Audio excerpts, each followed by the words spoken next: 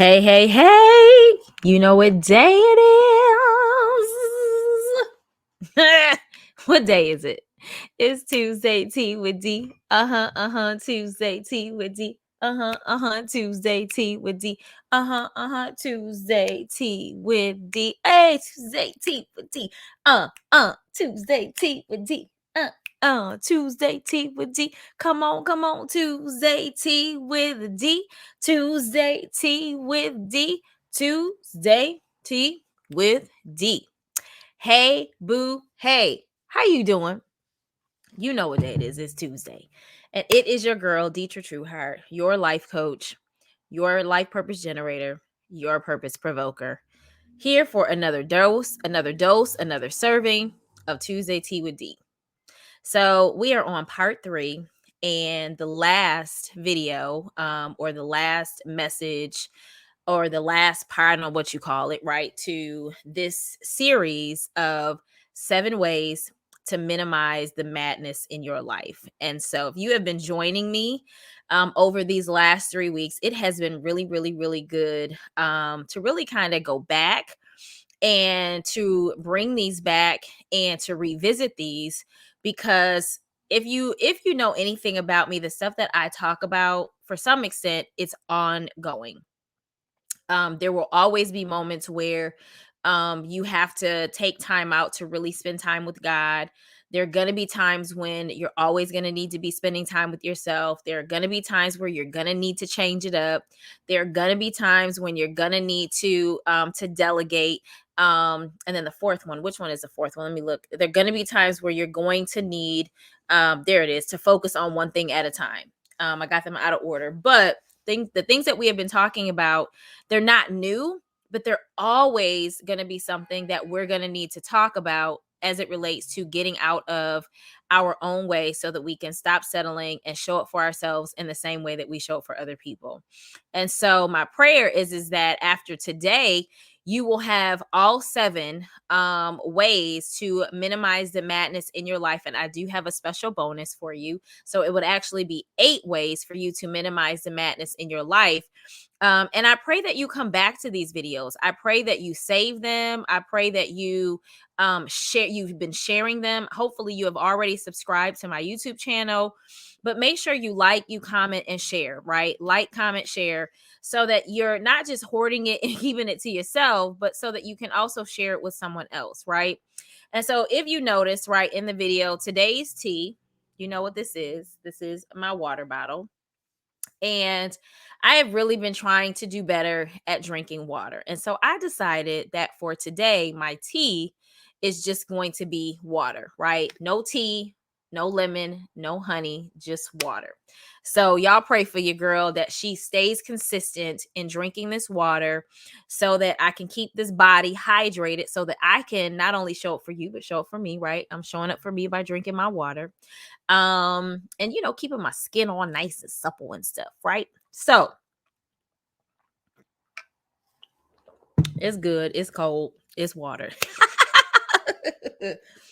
But with that being said, as I have been sharing for multiple weeks, this week's Tuesday Tea with D is brought to you by the iSpeaklife Inner Circle, my membership and mentorship community of faith, where I help push, provoke, and propel Christian women to get out of their own way, to get equipped so that they can take their next best step in life, business, and ministry, right? And so if you're overwhelmed, you're overthinking, you're overcommitted, you're doing all the things, I want to invite you to join us every single month for monthly teaching. Join us every single month for a monthly co-working session. And one of the things that I'm looking forward to doing this year is doing some meetups with my people. And so in some of the surrounding areas that we have people. And so I may not be at all of them, but I might be looking for some inner circle captains. But the goal for this year is to enroll 100 women into the inner circle. It is my goal really to help 100 women get unstuck and get started so they can get out of their own way, stop settling, and show up for themselves in the same way that they show up for others. It's $470 for the year, $47 for the month. And what I will tell you is that I can't do the work for you. My job is to teach and equip and to make sure you have the tools that you need in order to take action and get moving. But you got to do the work, right? And so I don't want you coming into the inner circle thinking that I'm going to do the work for you. Even as your coach, when we do private coaching, there's some things that I do help you with, but I am not here to do the work for you, right? There's some things you got to do for yourself. So with that being said, I'm going to take another drink of this water. And again, I'm going to quickly go over the first 5 ways that you can minimize the madness in your life. First one is spending some or more time with God. The second one is spending time with yourself. The third one is changing it up. Fourth one is focusing on one thing at a time. Stop multitasking. And the fifth one is delegate. So for today, as we close out this series, number 6 is just say no. And honey, if you've been in my space for any amount of time, you know that no is a complete sentence. You know that you don't owe anybody any explanation for your no. You don't have to feel guilty about your no. You don't have to feel shame for your no. And so it is important, in order for you to minimize the madness, you're gonna have to stop saying yes to everything. You gotta learn to say no. I know that this is a difficult one for a lot of the women in my tribe, because we don't like to let people down. We are overcoming perfectionism. We are overcoming people pleasing. We are overcoming overcommitting. And so in those spaces, it's going to be extremely important for you to say no. It is going to be extremely important for you to create boundaries around, the things that are most important to you. And yes, the people that you serve, the people that you take care of, the people that you love, yes, they're a priority, but not at the expense of you, right? And I really need you to stop self-sacrificing yourself at the expense of everybody and everything else. You are just as important as everyone else. You are just as important to spend time on as everyone else, right? So you got to learn to say no to foolishness. When foolishness calls you and tries to enroll you into foolishness, you got to say no, right? When you're tired and you need to rest, you need to say no, and you need to say it without feeling guilty. When someone calls you to do something that you don't want to do, or it isn't in alignment with where you are in your life and where God has called you to be, child, you got to start saying no. You got to start saying no, right? As your life purpose generator, and I've been called like a life management strategist. I am a big proponent of self-care. You know that. I'm a big proponent of doing what works for you and not for them, right? And if you don't take care of you, who will? If you don't take care of you, who will? Right? I know we have people who actually will come in and take care of us, and if we ask for help, they'll show up, but you've got to start making you a priority. Right? You've got to start taking care of you so that you can take care of those you love and the things that you care about, and you can start showing up in areas and start doing things that really bring you joy and all that kind of stuff. And so sometimes you have to say no to the good in order to say yes to the great, or the phenomenal, or the awesome, or the extraordinary. Right? You've heard me say that multiple times. If you haven't, welcome to the community, welcome to the tribe, welcome to my world. But sometimes you gotta say no to great in order to say, to say yes to phenomenal. You gotta say, no to phenomenal in order to say yes to extraordinary. And sometimes you gotta say no to extraordinary in order to say yes to the magnanimous, right? To something that like is at the highest level, right? And so, sometimes you got to say no to temporary fixes and temporary pleasures so that you can enjoy, right, the permanent pleasures later. There's a saying that I've heard that says sometimes you got to do what you got to do now so that you can do what you want to do later. And so sometimes there is a sacrifice. You have to say no, right, to the temporary so that when you step into the permanent, you can really experience it, right? And if you don't, while others are playing hard later, you'll still be working hard, right? And so that's from my old notes. So I'm going to say I subscribe to doing, to putting in the work, right? Being a hard worker, but I do not subscribe to working hard. All work does not have to be hard, right? And so I feel like, at this point, at any given time, when we talk about just saying no, it is important for you to say no to the things that to say no to the things now that allow you to do the things that you want later, right? And in some instances, you have to be willing to sometimes put in the work now so that you don't have to put in as much work later. Okay, so that's number 6. Number 6 is just say Yes. No. All right. Number 7, get an accountability partner, get a coach, or get a mentor. Sometimes, honey, you need somebody who can see things from the outside and help you sort through the mess that you're going through on the inside, right? Sometimes the reason that life is so crazy with madness and mayhem is that in addition to, delegating, you won't open your mouth to ask for help and let people know what's going on with you. Right? There is no safety in secrets. And no one is expecting perfection from you. It is just unattainable. It's not major. It's not a major cause. It is a major cause, I'm sorry, of the madness that people have in their lives simply by not opening their mouth. Right? um when you have people in your life that can hold you accountable, that can keep you, and help you get clear, it, and sometimes they can talk you through a thing, right? I've had sessions where literally clients, where if I ask the right questions, literally the right questions will give them the answers that they need, but sometimes you don't know the questions to ask yourself. You need an accountability partner. You need a mentor. You need a coach to say, hey, have you thought about it like this? What happens if it works out like this? Why haven't you done it this way? And sometimes you'll say, I didn't even think about that. Like, and it's right smack dab in front of you, but you need someone who can see what you can't see, right? Sometimes you're just, it's foggy where you are. And so don't keep your madness to yourself. Let someone help you get clear so that you can begin your journey to minimizing the madness and mayhem that you have in your life right now. And so here's my question for you is who can you reach out to that you trust, who can really hold space for you to help you minimize the madness in your life? Who can you reach out to?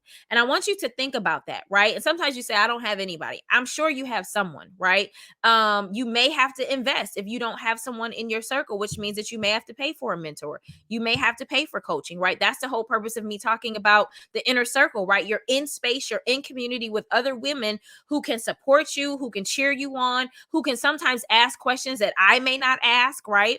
But then also, if you need coaching, pay for it. Invest in it. Like, you've got to also recognize that you are worth the investment of what it is that you desire. Everything is not going to come free. It's just not. And so you expecting it to be free, it ain't. I'm just going to say that.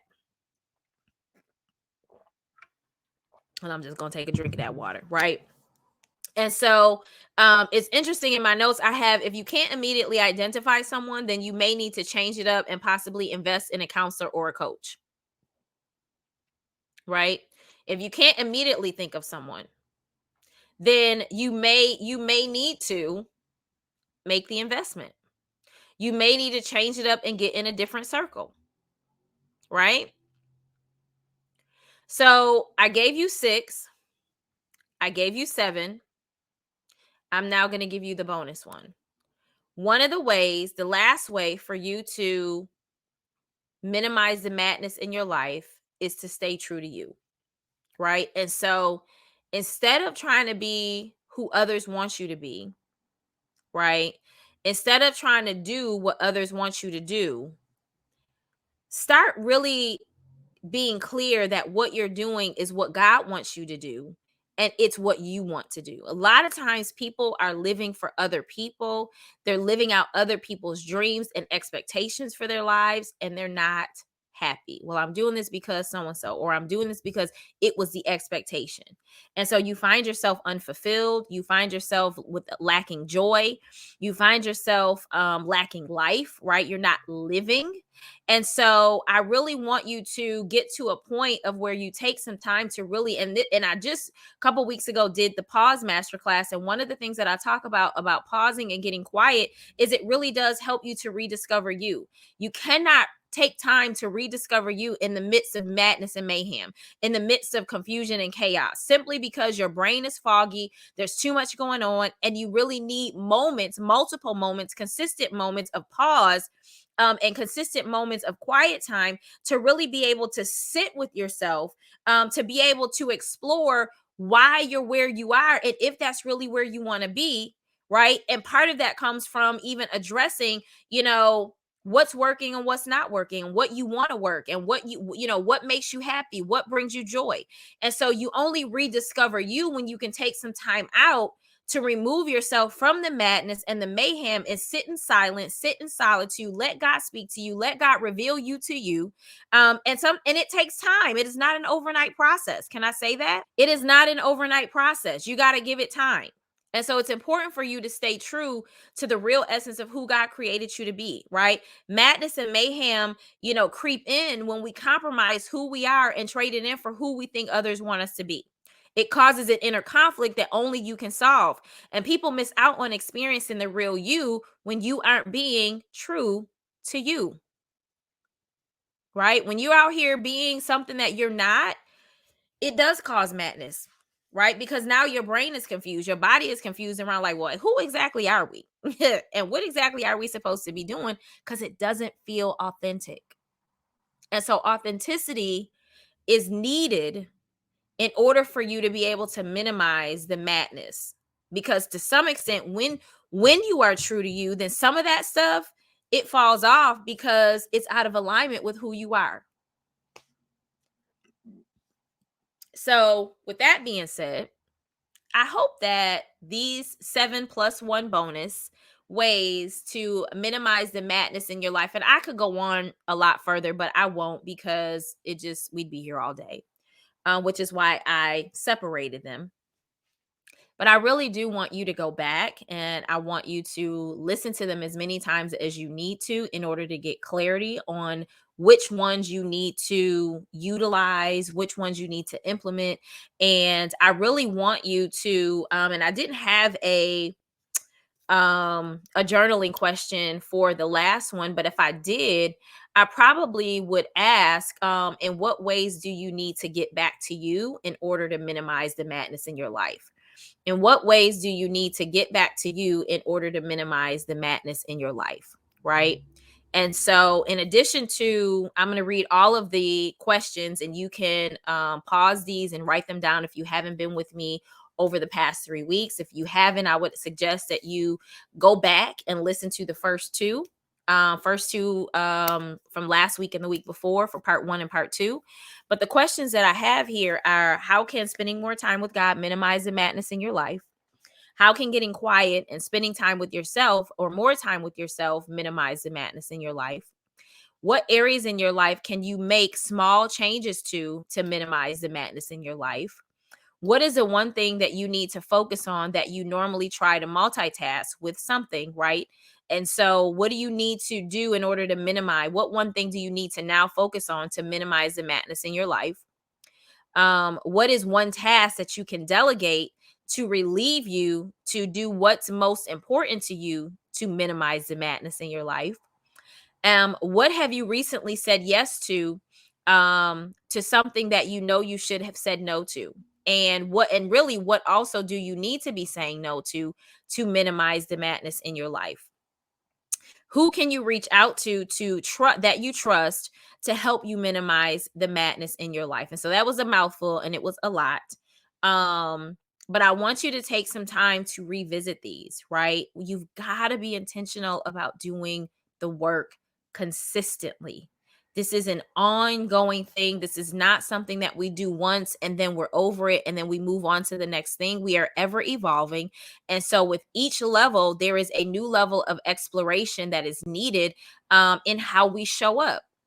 And really, not only how we show up for ourselves, but also how we show up for others. And so as we're doing this work, we show up for others differently, more powerfully.